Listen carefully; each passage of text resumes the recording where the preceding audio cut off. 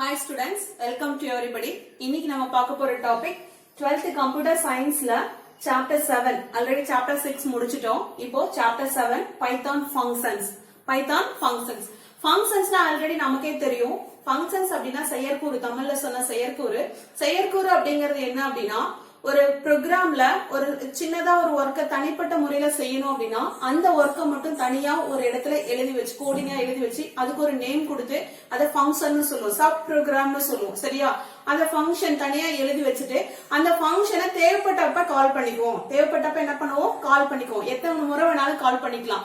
இது எதுக்காக இந்த ஃபங்க்ஷன் எழுதுறோம் அப்படின்னா கோடிங்க வந்து குறைக்க முடியும், ரிப்பீட்டட் கோடிங்க வந்து குறைக்க முடியும். இப்போ வந்து ஒரு 4 நம்பர் ஆட் பண்றதுக்கு ஒரு தடவை 4 நம்பர் ஆட் பண்ணா ஒரு டைமும் C equal to இப்போ A ன்னு ஒரு வேரியபிள், B ன்னு ஒரு வேரியபிள், C ன்னு ஒன்னு, D ன்னு 4 வேரியபிள் இருக்கு.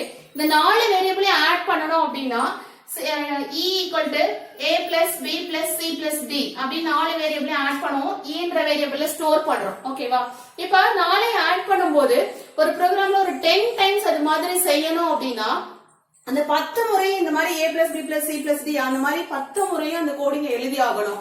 அந்த 10 டைம்ஸ் அந்த கோடிங்க எழுத வேண்டாம், அதை குறைக்கணும்னா நம்ம என்ன பண்ணலாம்? அந்த இடத்துல இத ஒரு ஃபங்க்ஷனா எழுதிட்டு அந்த ஃபங்க்ஷன் நேம மட்டும் கால் பண்ணா ஒரு தடவை இந்த கோடிங் எழுத தேவையில்லை. அப்ப ஒரு ஃபங்க்ஷனுக்குள்ள ஒரு 10 லைன்ஸ் நம்ம எழுதுறோம் அப்படின்னா அந்த பெரிய ப்ரோக்ராம்ல 10 டைம்ஸ் வந்து அந்த ஃபங்க்ஷன் யூஸ் பண்ணா 100 லைன்ஸ் நமக்கு வந்துரும். ஓகேவா? ஒரு தடவை அந்த ஃபங்க்ஷனோட இதுல இருக்கிறத 10 டைம்ஸ் எழுதிக்கிட்டே இருந்தோம்னா நமக்கு 10 லைன்ஸ் எழுதிட்டே இருந்தோம்னா 100 லைன்ஸ் வந்துரும். சோ அதை குறைக்கிறதுக்காக நம்ம என்ன பண்றோம்? இந்த மாதிரி ஃபங்க்ஷன்ஸ் யூஸ் பண்றோம். அந்த ஃபங்க்ஷனை பத்தி தான் பார்க்க போறோம். Main advantages of function. முதல்ல வந்து அதனுடைய நன்மைகள் என்ன, ஃபங்க்ஷன் செயற்கூறோட நன்மைகள் என்ன அப்படின்னு பார்க்கலாம். எதுக்காக பயன்படுத்துறோம் அப்படின்னா it avoids repetition and makes high degree of code reusing. என்ன பண்ணலாம்? ரிப்பீட்டட் கோடிங் எழுதாம நம்ம பயன்படுத்திக்கலாம். ஓகே, திரும்ப ஒரே கோடிங் எழுதுறதுக்கு பதிலா அந்த ஃபங்க்ஷனை மட்டும் யூஸ் பண்ணிக்கலாம். and makes high degree of code reusing. ஒரே செட் ஆஃப் கோட திரும்ப ரீயூஸ் பண்ணிக்கலாம். ஓகேவா? அதுக்கு யூஸ் பண்றோம். அடுத்து it provides better modularity for your application. நம்மளோட ப்ரோக்ராமுக்கு பெட்டரா ஒரு மாடுலாரிட்டினா நிறைய சின்னதா தனித்தனியா பிரிக்கிறதுனால நமக்கு என்ன ஆகும்? அதுல எரர் கண்டுபிடிக்கிறது ரொம்ப ஈஸி. ஒரு ஃபங்க்ஷன்ல ஒரு சப் ப்ரோக்ராம்ல எரர்னா சீக்கிரம் கண்டுபிடிச்சலாம். ஒரு 100 லைன்ஸ் உள்ள ஒரு ப்ரோக்ராம்ல எரர்னா கண்டுபிடிக்கிறது ரொம்ப கஷ்டம். அதனால ப்ரோக்ராம் சின்னதா எழுதி எல்லாத்தையும் செட் ஆஃப் அதை அங்கங்க கால் பண்ணி இந்த எரர் கண்டுபிடிக்கிறது ரொம்ப ஈஸி. அதனாலதான் பெட்டர் மாடுலாரிட்டி ஆஃப் மாடியூல்ஸ்னா என்ன சொல்றோம்? தனித்தனியா பிரிக்கிறது தான் மாடியூல்ஸ் சொல்றோம். அந்த better modularity for your application, நம்மளோட அப்ளிகேஷனுக்கு அது ரொம்ப ஈஸியா இருக்கும். இதுதான் அதனுடைய அட்வான்டேஜஸ். ஓகேவா? இது ஒரு 2 மார்க்ல கேட்பாங்க. அடுத்தது பாத்தீங்கன்னா ஃபங்க்ஷன்னா என்ன, வாட் இஸ் ஃபங்க்ஷன்? ஆல்ரெடி நம்ம செகண்ட் லெசன்ல ஃபங்க்ஷனா என்னன்னு படிச்சிருப்போம். அந்த ஆன்சரும் எழுதலாம், இதுவும் எழுதலாம். ஓகேவா? Functions are nothing but a group of related statements. ஒரு group of statements, ஏதோ ஒரு கோடிங்ஸ் எழுதி வச்சிருக்கோம். that perform a specific task. ஒரு தனிப்பட்ட ஒரு வேலையை செய்யறதுக்காக தனியா செட் ஆஃப் கோடிங்ஸ் எழுதுறோமே அதுதான் functions. அதுதான் என்னது? ஃபங்க்ஷன். செயற்கூறு அப்படின்னா என்னன்னா நம்ம செயற்கூறுல தனியா செட் ஆஃப் ஸ்டேட்மெண்ட்ஸ் ஒரு ஸ்கோர்வையா சேர்ந்து சில ஸ்டேட்மெண்ட்ஸ் வந்து எழுதி வச்சிருப்போம். அதை வந்து என்ன பண்ணுவோம்? ஒரு தனிப்பட்ட வேலையை செய்யறதுக்காக எழுதியிருப்போம். அதுதான் வந்து ஃபங்க்ஷன், செயற்கூறு. ஓகேவா? அடுத்து இந்த லெசன்ல நம்ம பார்க்க போறது டைப்ஸ் ஆஃப் ஃபங்க்ஷன் தான் பார்க்க போறோம். என்னென்ன ஃபங்க்ஷன் இருக்குன்னா யூசர் டிஃபைன் ஃபங்க்ஷன், அடுத்து பில்ட் இன் ஃபங்க்ஷன், அடுத்து லாம்டா ஃபங்க்ஷன், அடுத்து ரெக்கர்சன் ஃபங்க்ஷன். என்ன அப்படின்னா பில்ட் இன் ஃபங்க்ஷன் அப்படின்னா யூசர் டிஃபைன் ஃபங்க்ஷன் அப்படின்னா நம்மளா யூசரா ஒரு ஃபங்க்ஷனை நம்மளா எழுதுறது. நமக்கு தேவைப்பட்ட கோடிங்ஸ் யூஸ் பண்ணி ஒரு ஃபங்க்ஷன் நம்மளா ஒரு பேர் கொடுத்து நம்மளா எழுதுறது user define function. Built in ஃபங்க்ஷன்னா ஆல்ரெடி சிஸ்டத்துல இப்ப பைத்தான் ஃபங்க்ஷன்ஸ் அப்படின்னா பைத்தானோட சாஃப்ட்வேர்ல ஆல்ரெடி நிறைய ஃபங்க்ஷன்ஸ் எழுதி வச்சிருப்பாங்க. அந்த ஃபங்க்ஷன் நம்ம கால் பண்ணிட்டு ஆட்டோமேட்டிக்கா அதோட ஒர்க் ஆயிடும். ஓகேவா? அது function, built in function. Lambda function அப்படிங்கிறது நேம் இல்லாம கொடுக்குற ஒரு ஃபங்க்ஷனுக்கு பேர் தான் லாம்டா ஃபங்க்ஷன். அது உள்ள படிக்கும் போது உங்களுக்கு தெரியும். அடுத்த ரெக்கர்சிவ் ஃபங்க்ஷன் அப்படின்னா ஒரு ஃபங்க்ஷன் தன்னை தானே கால் பண்ணிக்கிறது ரெக்கர்சிவ் ஃபங்க்ஷன். ஏற்கனவே முன்னாடியே படிச்சிருப்போம். ரெக்கர்சிவ் ஃபங்க்ஷன் ரெக்கர்சன்னா என்ன அப்படின்னா the function call by itself is last year படிச்சிருக்கீங்க. the function call by itself ஒரு செயற்கூறு தன்னைத்தானே அழைத்துக் கொள்றதா என்ன சொல்றோம்?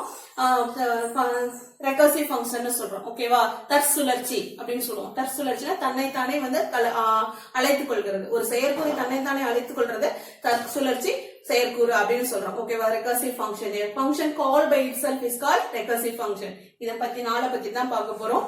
அடுத்து நம்ம யூசர் டிஃபைன் ஃபங்க்ஷன் என்னன்னு பார்க்கலாம். Okay next user define function. User define ஃபங்க்ஷனுக்கு சின்டாக்ஸ் பாருங்க.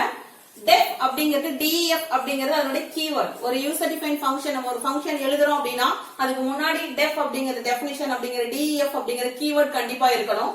அடுத்தது ஃபங்க்ஷன் நேம், நம்ம கொடுக்கிற ஃபங்க்ஷனோட நேம், ஏதோ ஒரு நேம் நம்மளா கொடுக்கலாம். ஓகேவா, அந்த நேம் கொடுத்துக்கணும். அடுத்தது அந்த ஃபங்க்ஷனுக்குள்ள ஏதாவது வேரியபிள் நேம் பாராமீட்டர்ஸ் அனுப்புறோமா, எப்பவுமே ஃபங்க்ஷனுக்குள்ள பிராக்கெட் குள்ள அனுப்பணும்னா பாராமீட்டர்ஸ் நம்ம சொல்லுவோம்.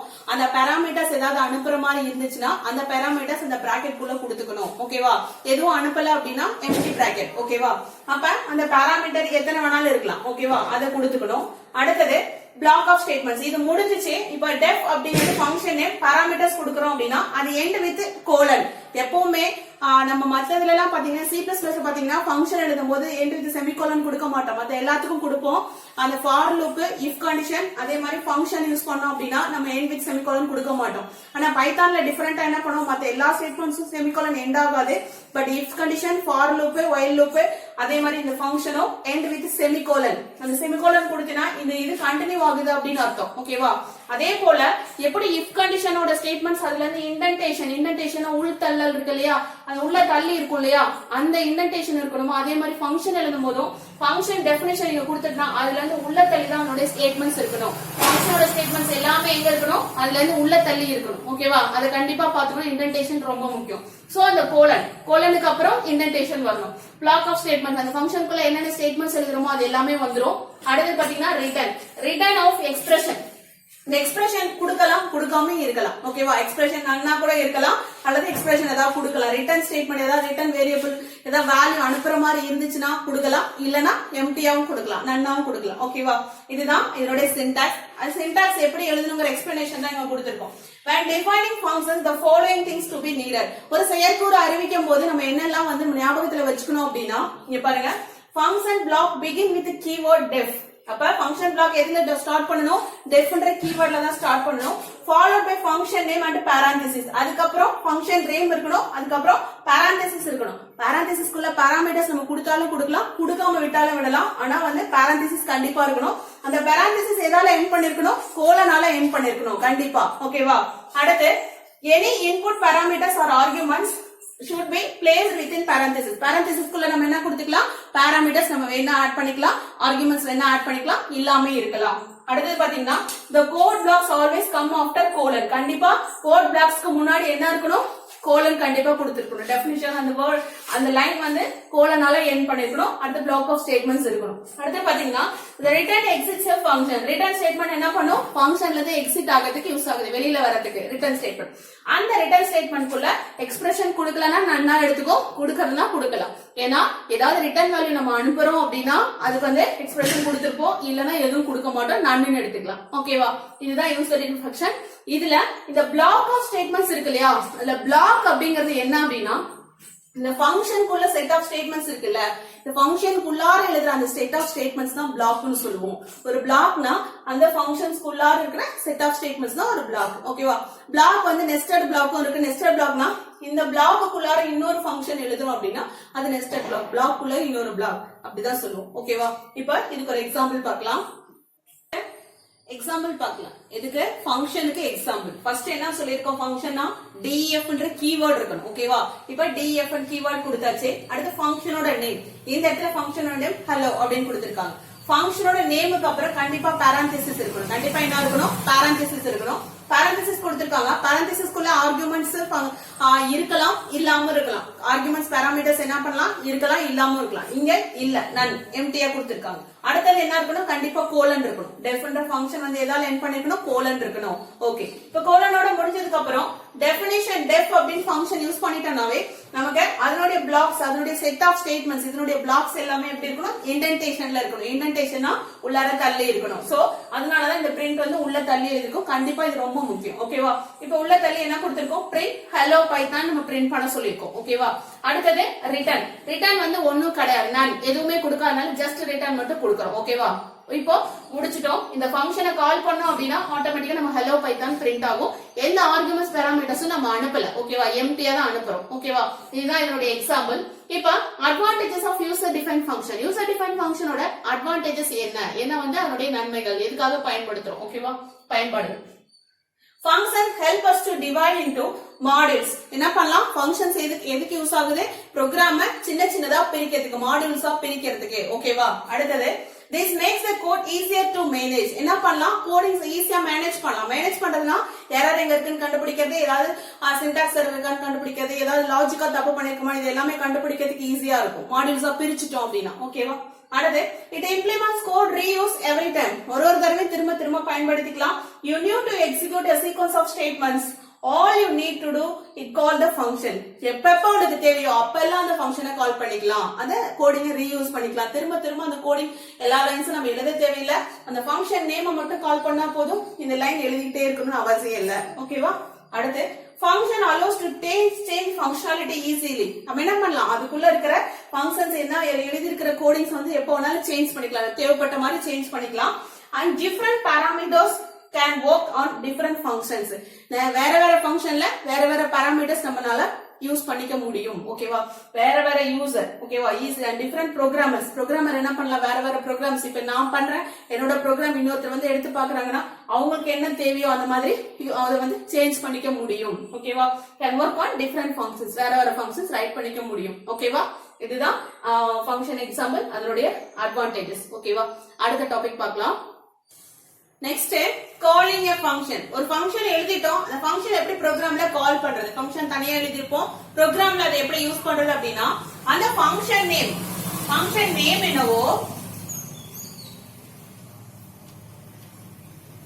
நேம் கொடுத்து parenthesis கொடுத்தா போதும் அதான் ஃபங்க்ஷன் காலிங் ஓகேவா இப்ப ஃபங்க்ஷன் நேம் கொடுத்து parenthesis கொடுத்தோம் அப்படினா அது கால் ஆயிடும் அதுல ஏதாவது ஆர்குமெண்ட்ஸ் நமக்கு வேல்யூ ரிட்டர்ன் வரணும்னா அந்த ரிட்டர்ன் ஆஃப்ல கொடுத்துரும் ஓகேவா இப்படி மட்டும் கொடுத்தா போதும் ஏதாவது பாராமீட்டர்ஸ் பாஸ் பண்ணா மட்டும் அந்த ஃபங்க்ஷன் நேம் குள்ள கொடுக்கணும் என்ன பாராமீட்டர்ஸ் பாஸ் பண்ணுமோ அது எங்க ஃபங்க்ஷன் எழுதும் போது பாராமீட்டர்ஸ் ஏதாவது உள்ள வேரியபிள்ஸ் யூஸ் பண்ணிருந்தனா அந்த வேரியபிள்ஸ்க்கான வேல்யூஸ் அதுல அனுப்புவோம் இல்லனா தேவையில்லை ஓகேவா இப்போ அதுக்கு ஒரு எக்ஸாம்பிள் பாருங்க ஏற்கனவே எழுதின ப்ரோகிராம் தான் def hello கோலன்ல எண்ட் பண்ணிக்கணும் parenthesis இருக்கணும் ஃபங்க்ஷன் நேம் dfங்கிறது கீவேர்ட் அடுத்து print of hello python அதுக்குள்ள என்ன பண்ண சொல்லிருக்கோம் hello python print பண்ண சொல்லிருக்கோம் return nothing return எது ரிட்டர்ன் பண்ண வேண்டாம் அடுத்து print hello offனா hello off குள்ள ஒரு ஃபங்க்ஷனை கால் பண்றோம்னா அதுக்குள்ள என்ன வருது ரிட்டர்ன் என்ன வருது ஏன்னா ரிட்டர்ன் ஸ்டேட்மெண்ட் எதுவுமே வரல இல்லையா எம்டியா தான் வரும் எப்படின்னு பாக்கணுங்கிறதுக்காக இதை பிரிண்ட் பண்ண சொல்லிருக்கோம் ஓகேவா இதனுடைய அவுட்புட் பாருங்க இப்போ hello off அப்படின்னு சொல்லிட்டு நம்ம என்ன பண்றோம் கால் பண்றோம்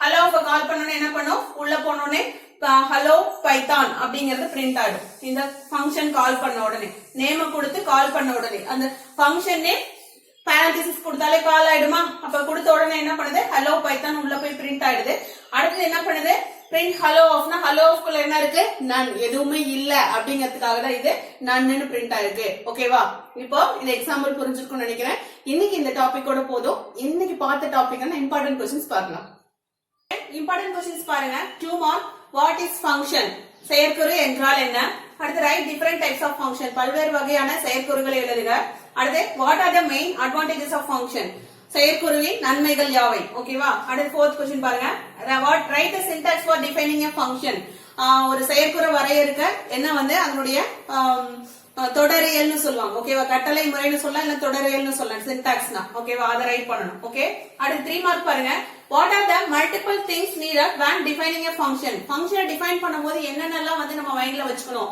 ஃபர்ஸ்ட் வந்து def என்ற கீவேர்ட் இருக்கணும் அடுத்து ஃபங்க்ஷன் நேம் இருக்கணும் ஃபங்க்ஷன் நேம தொடர்ந்து parenthesis இருக்கணும் parenthesis குள்ள பாராமீட்டர்ஸ் இருக்கலாம் அல்லது ஆர்குமெண்ட்ஸ் இருக்கலாம் அடுத்து வந்து லாஸ்டா செமிகோலன்ல எண்டா இருக்கணும் அடுத்து இண்டென்ட் அந்த பிளாக் ஆஃப் ஸ்டேட்மெண்ட்ஸ் வந்து இண்டென்டேஷன் கொடுத்து நம்ம அந்த பிளாக் ஆஃப் ஸ்டேட்மெண்ட்ஸ் கொடுத்துக்கணும் ஃபங்க்ஷனோட ஸ்டேட்மெண்ட்ஸ் இதெல்லாம் எழுதணும் ஓகேவா அத செயற்குறு வரையறுக்கும் போது நினைவில் கொள்ள வேண்டியவை யாவை ஓகேவா இந்த क्वेश्चनக்கு அடுத்து பாத்தீங்கன்னா right advantages of user defined function user defined ஃபங்க்ஷனை பயனர் வரையறுத்த செயற்குறுனா நம்மளா எழுதிக்கிற ஃபங்க்ஷன் தான் df என்ற ஃபங்க்ஷன் நேம் யூஸ் பண்ணி நம்மள ஒரு ஃபங்க்ஷன் எழுதுறோம் இல்லையா அதுதான் யூசர் டிஃபைன்ட் ஃபங்க்ஷன் அந்த பயனர் வரையறுத்த செயற்குறிய நன்மைகள் யாவை ஓகேவா advantage of user defined function நமக்கு லாஸ்டா 3 பாயிண்ட் பார்த்தோம் இல்லையா அந்த பாயிண்ட்ஸ் இந்த क्वेश्चंस படிச்சு டெஸ்ட் எழுதி பாருங்க ஸ்டூடண்ட்ஸ் நெக்ஸ்ட் கிளாஸ்ல சந்திப்போம் थैंक यू